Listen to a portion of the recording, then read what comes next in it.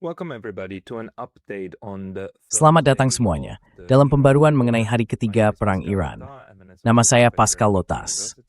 Saya adalah Profesor Madya di Universitas Kyoto, dan saya ingin berbicara kepada Anda tentang apa yang telah kita pelajari sepanjang hari ini. Sekarang sudah awal malam di Jepang, sekitar tengah hari di Teheran, dan malam hari di Amerika Serikat. Dan yang kita saksikan pada dasarnya adalah perluasan perang. Dengan semakin banyak negara yang terseret atau karena alasan yang sangat logis, kini berada dalam garis tembak.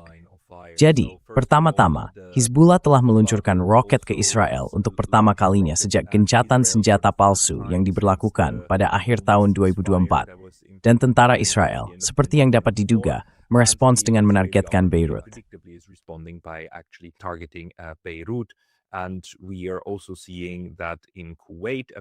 Dan kita juga melihat bahwa di Kuwait, tampaknya pesawat Amerika Serikat telah terkena serangan.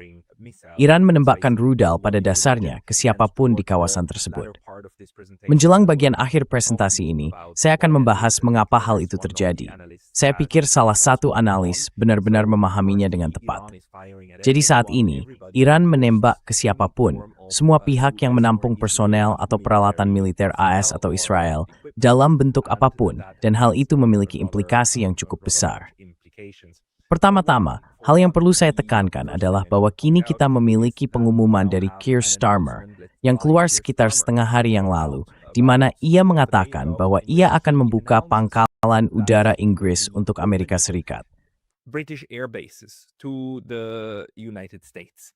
This is something that he ruled out, especially. Ini adalah sesuatu yang sebelumnya ia tolak, terutama Diego Garcia. Ia pernah mengatakan bahwa pangkalan udara itu tidak bisa digunakan oleh Amerika Serikat. Namun, seperti yang bisa diduga, ia menarik kembali semua pernyataannya. Menurut saya, penting bagi kita untuk mendengar langsung kata-kata mereka sendiri. Jadi saya ingin memutar ini untuk Anda dengan kecepatan Sarukumal Makali. Silakan dengarkan, lalu kita akan membahasnya sebentar lagi. Hal yang penting, tentu saja, nomor Inggris skincerate smokan secara politik untuk ikut serta mengeksekusi. Ini stem tisau ke memales ini big ink. But please listen to the framing of this. Kemarin, saya berbicara kepada Anda tentang situasi di Teluk dan menjelaskan bahwa Britania Raya tidak terlibat dalam serangan terhadap Iran. Hal itu tetap berlaku. Selama 2 hari terakhir, Iran telah melancarkan serangan berkelanjutan di seluruh kawasan terhadap negara-negara yang tidak menyerang mereka. Mereka telah menyerang bandara dan hotel tempat warga negara Inggris menginap. Ini jelas merupakan situasi yang berbahaya. Kami memiliki setidaknya 200.000 warga negara Inggris di kawasan tersebut. Penduduk, keluarga yang sedang berlibur, dan mereka yang sedang dalam perjalanan. Saya meminta semua warga kami di kawasan tersebut untuk mendaftarkan keberadaan Anda dan mengikuti saran perjalanan dari kantor luar negeri. Saya tahu ini adalah masa yang sangat mengkhawatirkan, dan kami akan terus melakukan segala yang kami bisa untuk mendukung Anda.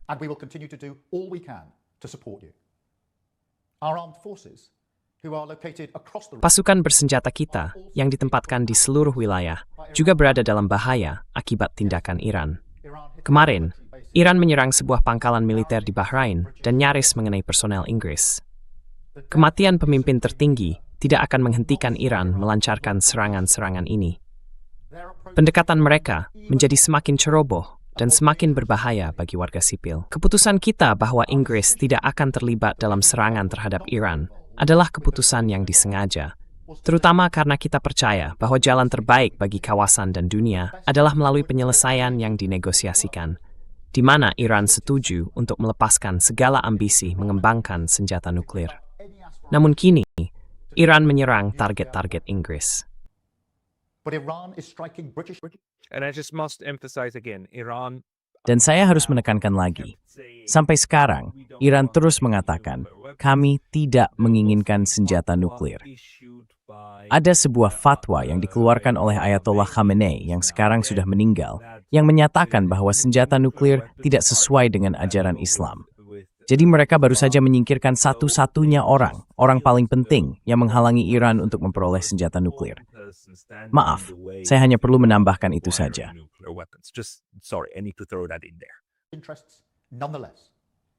Kepentingan-kepentingan tersebut tetap saja menempatkan rakyat Inggris pada risiko besar, bersama dengan sekutu-sekutu kita di seluruh kawasan. Itulah situasi yang kita hadapi hari ini.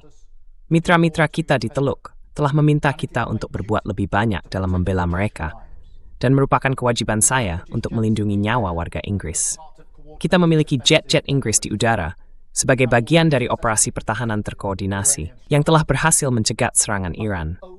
Namun satu-satunya cara untuk menghentikan ancaman tersebut adalah dengan menghancurkan rudal-rudal itu di sumbernya, di gudang penyimpanan atau peluncur yang digunakan untuk menembakkannya.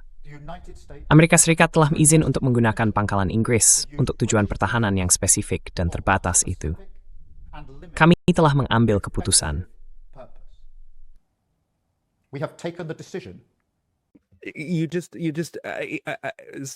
Maaf saya berhenti di sini, tetapi kita harus menghargai bagaimana Tuan Starmer berhasil membingkai serangan terhadap Iran dan niat sengaja untuk menghancurkan peralatan militer di Iran sebagai tindakan defensif.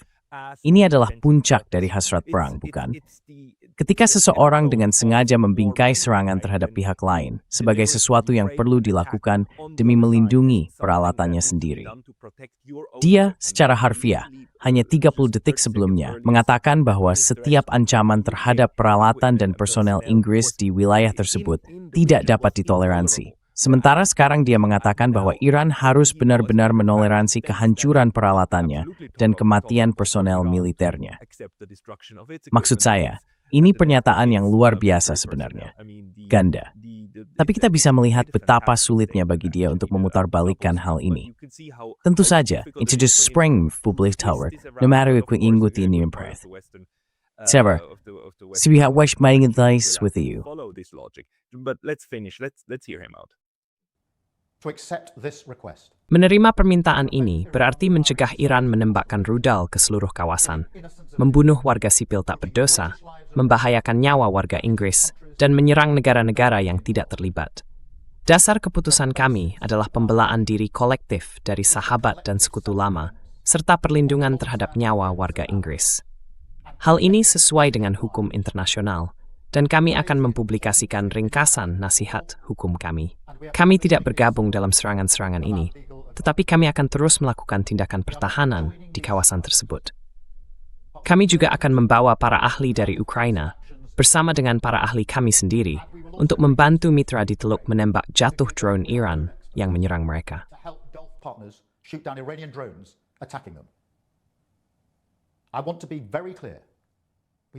Saya ingin menegaskan dengan sangat jelas, kita semua masih mengingat kesalahan di Irak, dan kita telah memetik pelajaran dari hal itu.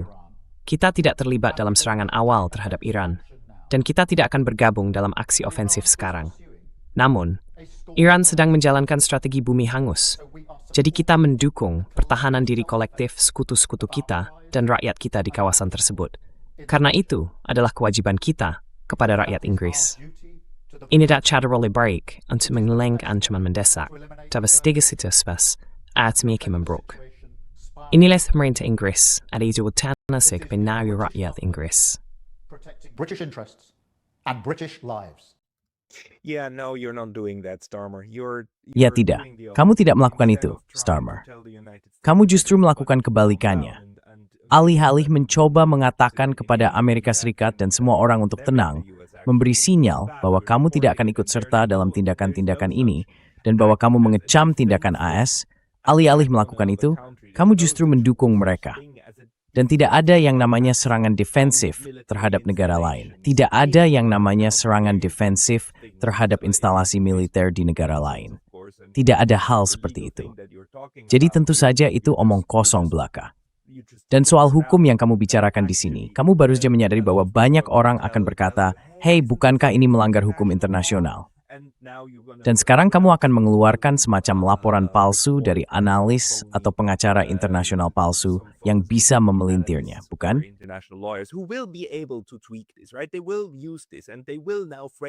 Mereka akan menggunakan hal ini dan membingkainya sebagai contoh pertahanan diri kolektif, karena pihak lain sedang membela diri terhadap AS dan sekutunya. Jadi sekarang kamu bisa melihat apa strategi Inggris. Dan mungkin negara-negara Eropa akan mengikuti garis yang sama. Mereka akan berkata, kita perlu membela diri dari serangan Iran, dengan menyoroti fakta bahwa Iran sedang membalas, bukan? Menembak siapapun yang menjadi tuan rumah, di semua pangkalan militer yang ada di negara-negara tersebut. Maksud saya, harus saya katakan, Iran tidak menyerang negara yang menjadi tuan rumah pangkalan itu. Mereka menyerang pangkalannya, bukan? Dan ada beberapa lapisan strategi di situ. Salah satunya tentu saja untuk meyakinkan negara-negara tersebut agar tidak lagi menjadi tuan rumah pangkalan-pangkalan itu di masa depan. Tapi kita akan bahas itu nanti.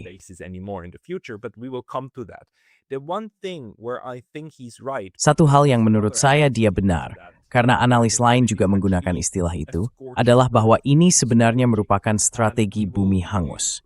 Dan kita akan kembali membahas ini segera. Namun hal menarik yang terjadi hari ini adalah bahwa Iran jelas mendengar pernyataan Perdana Menteri. Mereka memahami apa yang dia katakan, dan hanya beberapa jam setelah dia memberikan pidato itu, Iran benar-benar menyerang pangkalan angkatan udara kerajaan di Siprus. Jadi Inggris memiliki pangkalan di Siprus. Siprus tentu saja adalah anggota Uni Eropa, dan mereka menyerang pangkalan itu. Saat ini, hal tersebut masih dibingkai sebagai insiden di mana sebuah drone menabrak pangkalan itu. Tetapi cukup jelas bahwa pihak Iran, kini telah mengirimkan sinyal yang sangat-sangat kuat bahwa wilayah Uni Eropa tidak kebal jika menampung kekuatan militer yang bermusuhan.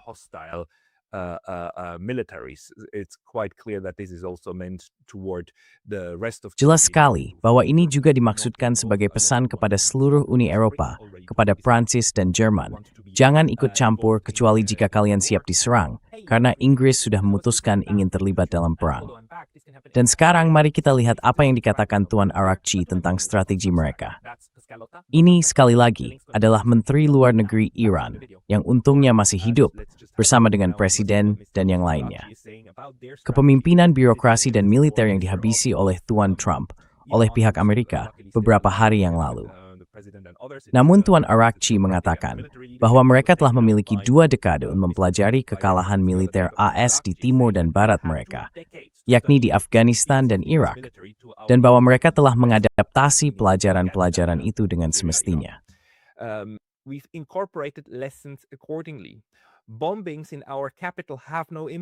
Pengeboman di ibu kota kita tidak berdampak pada kemampuan kita untuk berperang. Pertahanan yang terdesentralisasi dan berbentuk mosaik memungkinkan kita untuk menentukan kapan dan bagaimana bertindak.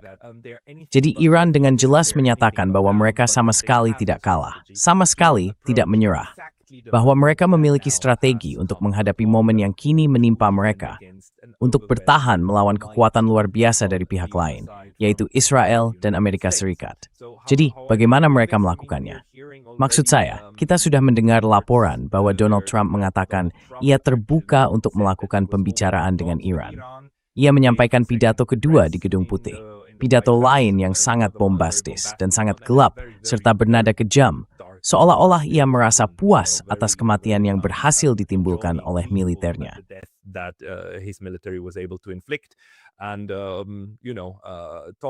Dan kamu tahu, membicarakan tentang 3 tentara AS yang tewas kemarin dalam salah satu serangan terhadap pangkalan militer AS, dan mengatakan bahwa mungkin akan ada lebih banyak lagi.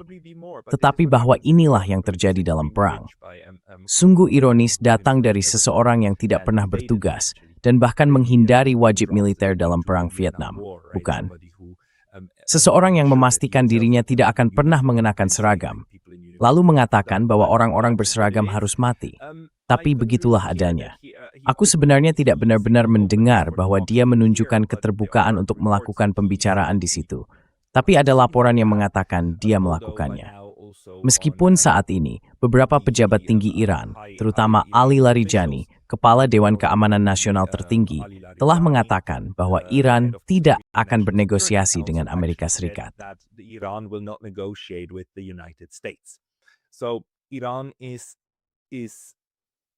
Jadi, Iran secara resmi menegaskan bahwa perang ini hanya akan berakhir ketika Amerika Serikat berhenti menyerang, bahwa mereka akan mengalahkan serangan ini, memukul mundur, dan tidak akan memohon belas kasihan dari Amerika Serikat. Karena pada titik ini sudah sangat jelas, bukan? Jika Iran mencoba mencari perdamaian dengan cara apapun, mereka hanya akan diserang lagi dan lagi. Maksud saya, sejauh ini Donald Trump telah membuatnya sangat jelas bahwa bagi Iran, pertarungan ini bersifat eksistensial dan menyangkut masa depan mereka.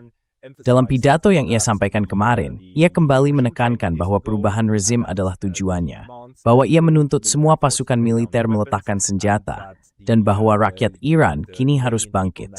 Retorikanya adalah bahwa AS hanya mendukung rakyat Iran untuk bangkit melawan pemerintah mereka.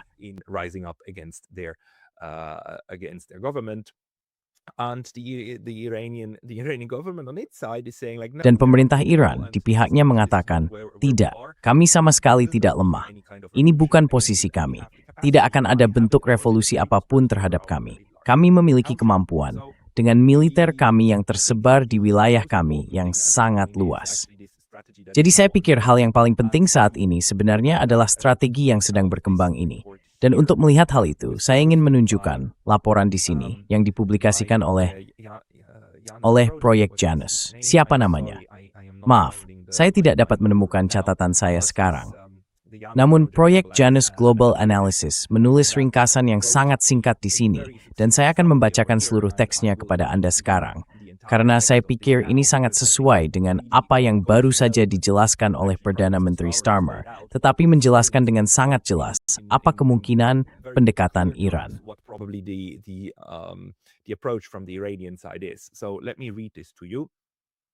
Jadi, izinkan saya membacakan ini untuk Anda. Eskalasi cepat dan belum pernah terjadi sebelumnya dari Operasi Epic Fury sudah menjadi subjek analisis ketat oleh para analis, ahli strategi, dan peneliti operasi. Meskipun kita masih berada dalam 48 jam pertama sejak dimulainya perpecahan, jalannya operasi saat ini menunjukkan perbedaan mencolok dan mengkhawatirkan antara keberhasilan militer taktis yang dirayakan oleh koalisi sekutu dan kelayakan geopolitik jangka panjang dari kampanye tersebut. Kampanye gabungan AS Israel dan respons Iran sudah memperlihatkan batas-batas struktural kekuatan udara, kerapuhan pasar energi global, serta perhitungan ekonomi antar negara modern yang mengungkapkan kerentanan kritis dalam rancangan operasional AS Israel.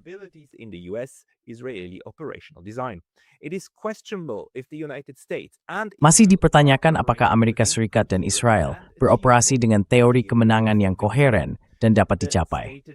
Tujuan perang yang dinyatakan oleh pihak sekutu bersifat maksimalis, untuk secara permanen mengeluarkan Iran dari jajaran negara konfrontatif dengan cara menggulingkan rezim sepenuhnya, atau jika gagal, melucuti seluruh persenjataan rudal balistik dan drone yang sangat besar. Namun, presiden sejarah dan pemodelan operasional yang ketat menunjukkan bahwa perubahan rezim yang bertahan lama tidak dapat dicapai hanya melalui pemboman udara. Dengan melancarkan serangan tipu daya terhadap Ayatollah Khomeini tanpa mengerahkan pasukan darat pendudukan atau mengordinasikan barisan revolusioner internal yang mampu mengamankan kekosongan politik, koalisi sekutu telah gagal membatasi kekuasaan negara Iran.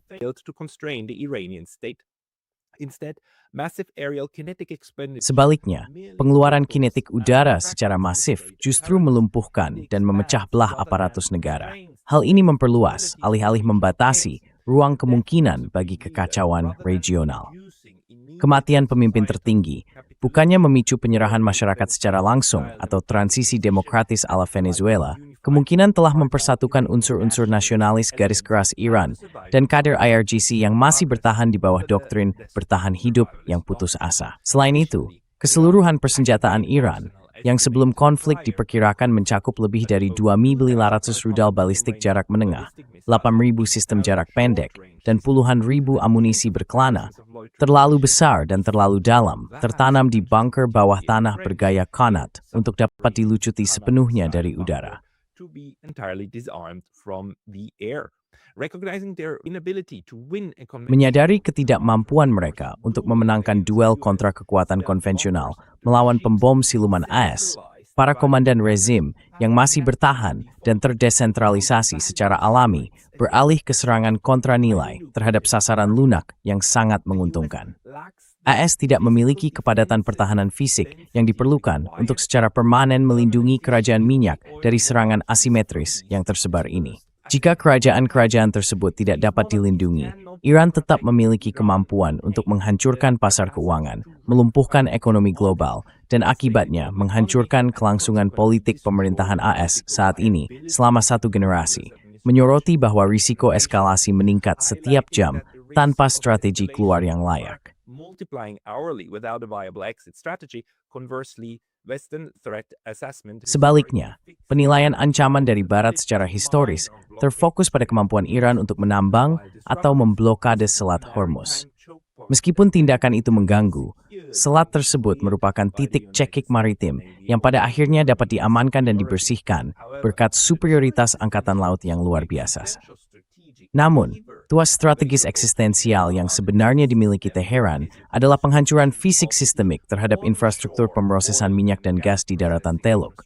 Karena Arab Saudi, Uni Emirat Arab, Bahrain, dan Kuwait berperan sebagai sekutu logistik yang tak tergantikan, menjadi tuan rumah bagi pangkalan udara dan markas angkatan laut tempat kekuatan Amerika diproyeksikan. Oleh karena itu, simpul-simpul energi penting mereka menjadi sasaran militer yang sah dan berprioritas tinggi berdasarkan hukum konflik bersenjata. military targets under the laws of armed conflict.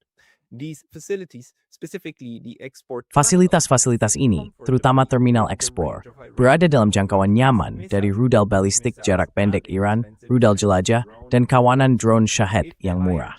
Jika IRGC, yang menghadapi ancaman kehancuran total, melancarkan kampanye bumi hangus terhadap titik-titik ini, tulang punggung fisik sistem energi global akan terputus. Perhitungannya, cara strategis adalah menimbulkan penderitaan yang begitu bah di pasar global, sehingga komunitas internasional menekan AS untuk menghentikan operasi militernya.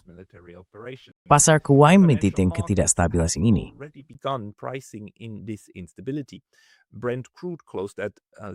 Minyak mentah Brent ditutup pada U222 Golden Blab Duducho, dan pada hari Jumat sebelum serangan terjadi, para analis di Barclays dan Goldman Sachs memperkirakan bahwa jika skenario penyerangan terhadap infrastruktur benar-benar terjadi, harga minyak mentah Brent akan dengan cepat menembus US dollars per barrel, yang berarti lonjakan drastis sebesar 37%. Di bawah tekanan ekonomi domestik yang begitu besar, cabang eksekutif AS mungkin akan memberlakukan pengendalian ekspor yang ketat untuk menstabilkan harga bahan bakar dalam negeri. Manuver politik ini akan membuat Uni Eropa dan Inggris sepenuhnya kehilangan pasokan gas alam Rusia maupun energi dari Teluk, yang pada akhirnya akan memecah aliansi geopolitik Barat dan menjerumuskan Eropa ke dalam kekosongan energi yang belum pernah terjadi sebelumnya.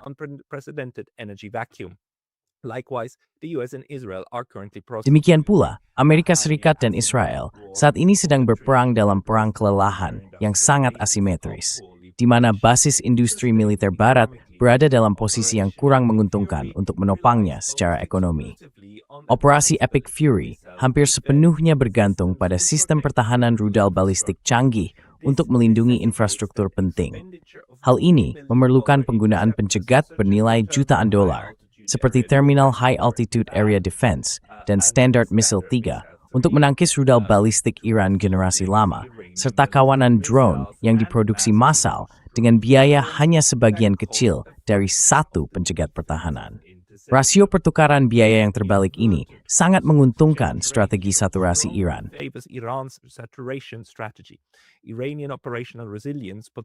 Ketahanan operasional Iran, yang mungkin diam-diam didukung oleh bantuan material dari Rusia atau Tiongkok, bisa saja bertahan lebih lama daripada persediaan pencegat milik Barat. Persediaan besar misil Iran berfungsi secara efektif sebagai spons ablasi yang dirancang untuk menyerap dan menguras pencegat tingkat tinggi milik Barat. Setelah persediaan pencegat yang terbatas ini turun di bawah ambang batas operasional kritis, pangkalan sekutu, kapal induk, dan infrastruktur energi vital di Teluk akan terekspos terhadap serangan jenuh beruntun tanpa pertahanan menjadikan posisi sekutu secara militer tidak dapat dipertahankan. Dan ini memang bagian yang sangat panjang. Saya mohon maaf untuk itu. Tetapi saya pikir analisisnya benar-benar brilian. Saya akan mencantumkan nama penulis aslinya yang memposting ini di Twitter di deskripsi video ini di bawah. It's very well done. So again, we can. Itu dilakukan dengan sangat baik. Jadi sekali lagi, kita bisa mengikuti ini. Dan saya percaya inilah mungkin alasan mengapa Iran kini menyerang semua pihak. Iran perlu melumpuhkan seluruh infrastruktur ekonomi dan militer AS di kawasan tersebut untuk menyerang di titik yang benar-benar menyakitkan dan membawa pertempuran kembali ke ranah ekonomi, serta dengan melemahkan tekad negara-negara Teluk untuk mempertahankan aliansi erat mereka dengan Amerika Serikat. Karena, sekali lagi, Iran ingin menegaskan kepada negara-negara Teluk bahwa aliansi mereka dengan Amerika Serikatlah yang mengundang serangan-serangan ini, bukan sebaliknya. Infrastruktur militer AS adalah alasan mengapa mereka diserang, atau mengapa ada serangan di wilayah mereka. Serangan terhadap pangkalan militer, bukan begitu? Strikes on their territories, strikes on the military bases, right? So getting rid of the military bases would Jadi, menyingkirkan pangkalan militer akan menyelesaikan masalah itu, bukan? Dan saya tidak mengatakan bahwa itu skenario yang mungkin terjadi dalam waktu dekat. Tetapi, tampaknya Iran sedang bersiap untuk perang udara jangka panjang. Perang udara yang bersifat kelelahan, perang rudal yang menguras tenaga. Dan sekarang, mereka tidak hanya bersedia mengancam pihak Eropa, tetapi juga benar-benar menembaki mereka, memanfaatkan luasnya wilayah mereka, serta fakta bahwa mereka kini memiliki komando yang terdesentralisasi untuk mempertahankan kampanye pengeboman jangka panjang terhadap pihak lawan dan melemahkan mereka. Selain itu, mereka sedang menciptakan lingkungan struktural di mana biaya yang harus ditanggung Amerika Serikat secara internal dalam politik domestiknya menjadi begitu besar, sehingga pada titik tertentu mereka harus menyerah.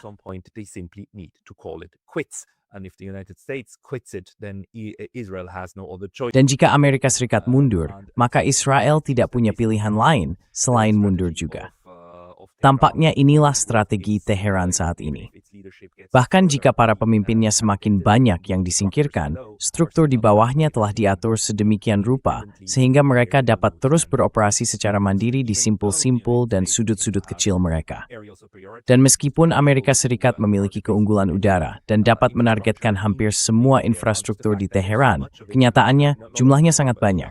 Tidak hanya di Teheran, tetapi di seluruh Iran, menimbulkan masalah besar yang tidak bisa diatasi, terutama dengan kapasitas terbatas di darat. Tidak ada tombol ajaib yang bisa membuat ratusan ribu rudal tiba-tiba muncul di wilayah tersebut. Hundreds of thousands of missiles just appear in the region, and once the missiles, especially from the aircraft carrier, dan begitu rudal, terutama yang berasal dari kelompok kapal induk dan sebagainya, diluncurkan, kapal-kapal itu akan perlu pergi dan mengisi ulang di suatu tempat. Jadi saya kira Iran sedang bertaruh untuk jangka panjang, sementara AS masih yakin bahwa ini bisa diselesaikan, bahwa rezim pemerintah Iran dapat digulingkan dalam 1 atau 2 minggu. Meskipun Donald Trump tampaknya sangat menyadari bahwa hal ini mungkin memakan waktu jauh lebih lama.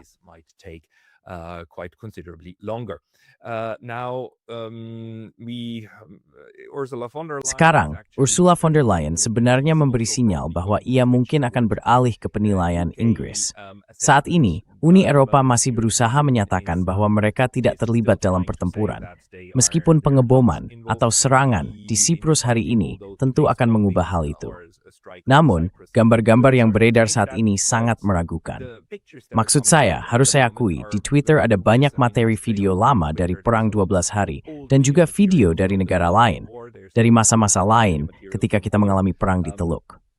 Tetapi, video yang berhasil keluar dan tampak autentik, saya kira yang satu ini memang demikian. Karena kita bisa melihat pangkalan AS di Erbil, Irak. Nah, dari sanalah kita sekarang mendapatkan gambar ini tentang serangan berskala besar.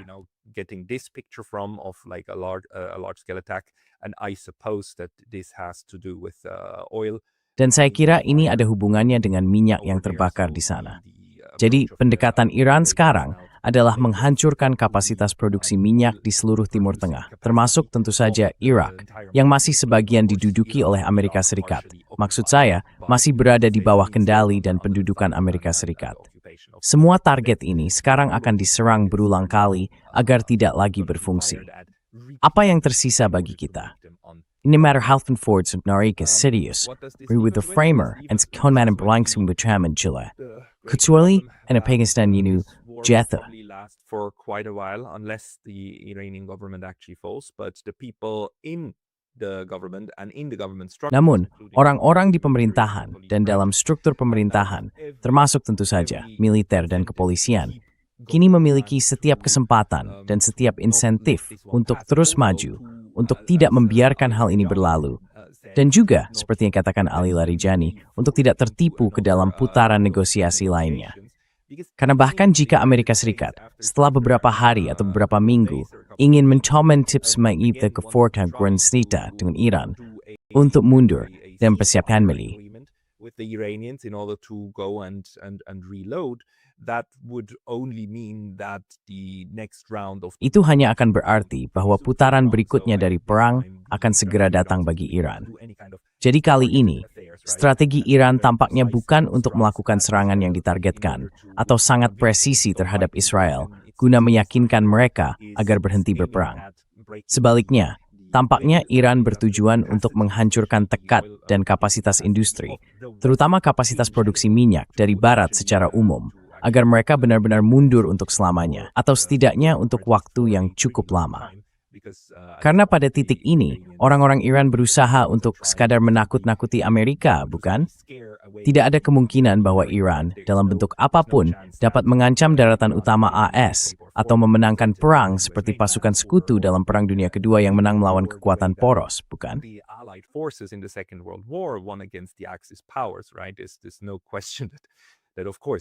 Tidak diragukan lagi bahwa Iran tentu tidak akan mengirim pasukan apapun ke daratan utama Amerika Serikat. Namun, tujuan utamanya haruslah untuk mengusir mereka, mengusir Amerika Serikat dari kawasan Teluk, dan kemudian, pada akhirnya, memastikan bahwa negara-negara Teluk menghentikan aliansi mereka. Pada dasarnya, jaringan kekuasaan dan dukungan Amerika Serikat di Teluk akan runtuh dan terpecah. Di pihak Amerika Serikat, dorongan yang ada sekarang adalah memanfaatkan negara-negara Teluk dan mengatakan kepada mereka, lihat, kalian telah diserang. Karena itu, kalian membutuhkan kami untuk membantu kalian. Meskipun sebenarnya serangan itu terjadi karena keterlibatan Amerika Serikat sejak awal. Lalu kekuatan ini digunakan, itulah logika para pembangun aliansi, untuk memanfaatkan sistem aliansi guna menekan dan melumpuhkan Iran.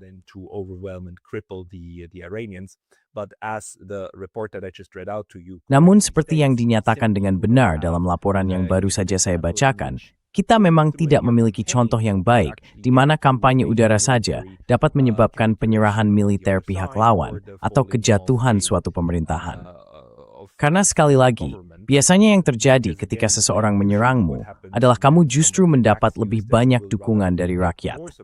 Efek rally around the flag. Dan meskipun tentu ada orang-orang yang merayakan kematian Ali Khomeini, masyarakat umum dan dukungan secara keseluruhan kemungkinan lebih berpihak pada mereka yang membalas tembakan terhadap pihak yang menyerang mereka. Beginilah keadaannya sekarang. Dan jika ini berlanjut beberapa hari lagi, kemungkinan besar akan tetap seperti itu.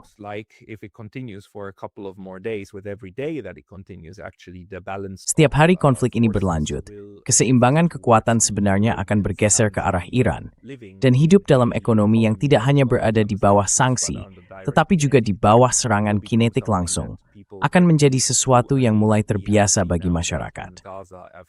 Maksud saya, kita telah melihat di Gaza bahwa setelah lebih dari 2 tahun genosida, orang-orang masih tinggal di wilayah tempat mereka diserang. Kita melihat bagaimana populasi beradaptasi dengan situasi perang, yang jelas bukan hal baik. Tidak ada yang baik dari itu. Saya benar-benar hancur melihat hal ini terjadi pada rakyat Iran sekarang, bahwa Iran didorong ke dalam situasi yang mengerikan ini. Namun kita telah melihat sebelumnya bagaimana seluruh populasi selama bertahun-tahun terus melanjutkan perang perlawanan terhadap agresi semacam ini. It's a mat will blind of. Themitling despus denim nanador tordi. It cost millions of lives in Vietnam, and it seems that at the moment Dan tampaknya saat ini kita mungkin sedang melihat skenario yang serupa, karena jika serangan udara awal gagal menghasilkan hasil yang diinginkan Trump dan Netanyahu, maka tentu saja insentif di pihak Amerika dan Israel akan meningkat menuju kampanye pemboman yang semakin mengerikan. Logika yang mereka ikuti adalah upaya untuk melemahkan tekad publik dalam mendukung perang ini. Dan kita sudah melihat, pada hari pertama saja, sebuah sekolah diserang oleh rudal Israel dan lebih dari 100 anak perempuan tewas dalam serangan itu. Jadi tidak ada yang bisa meyakinkan saya bahwa tentara yang disebut paling bermoral di dunia, tentara yang paling canggih di dunia, tidak mampu membedakan antara sekolah dan kompleks militer.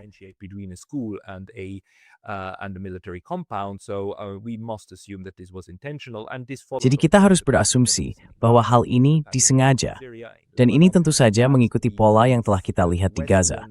Ini mengikuti pola yang telah kita lihat di Turki, Suriah, dan Lebanon, bahwa pihak Barat, yaitu Israel, Amerika Serikat, dan NATO, sebenarnya menembak langsung ke sasaran sipil dengan sengaja untuk mematahkan semangat rakyat agar berhenti berjuang. Jadi bahaya di Iran tentu saja adalah ketika pasukan militer Iran mulai bertahan, mungkin secara harfiah, demi bertahan dari pemboman. Pihak Amerika akan memulai pemboman besar-besaran terhadap infrastruktur sipil, terhadap kota-kota. Pikirkan tentang Dresden, pikirkan tentang Munich, tetapi juga pikirkan tentang pemboman api di Tokyo, dan semoga tidak terjadi senjata nuklir di wilayah padat penduduk. Nuclear weapon in a densely populated area, but that type of warfare just in order to. Namun, jenis peperangan seperti itu hanya untuk melalui kekejaman semata memaksa menyerah atau kehilangan seluruh negara, mungkin merupakan jenis pemikiran, jenis logika yang akan muncul di pihak Amerika Serikat. Tetapi selain itu, strategi di pihak Iran saat ini tampaknya ada perang secara struktural dan memaksa mundurnya para agresor, membuatnya secara ekonomi, militer, dan logistik mustahil untuk melanjutkan pengeboman. Dan begitu pengeboman berhenti, bukan karena kesepakatan telah dicapai, tetapi karena AS dan Israel kehilangan kapasitas, kemampuan untuk mempertahankan pengeboman. Itulah saat ketika Iran mungkin akan menyatakan kemenangan dan mengatakan bahwa mereka tidak sampai pada titik ini karena dipaksa ke meja perundingan, melainkan karena mereka mampu mempertahankan negara mereka dengan cara yang benar.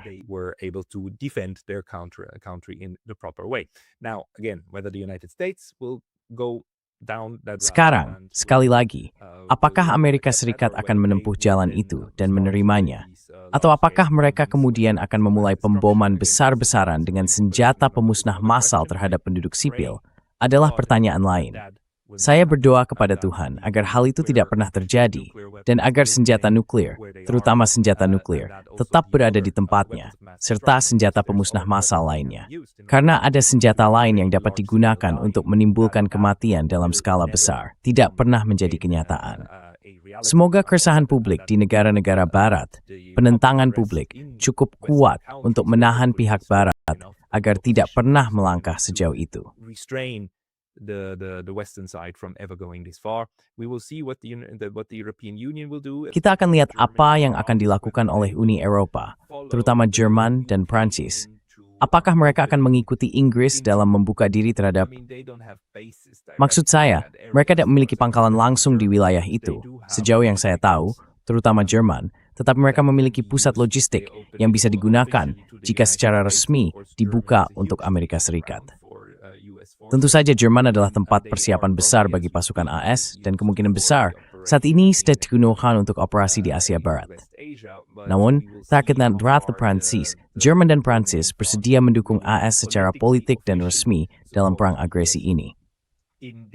Hanya waktu yang akan menjawab. Kita akan melihat pembaruan dalam waktu dekat. Dan terima kasih atas ini. Thank you for your attention.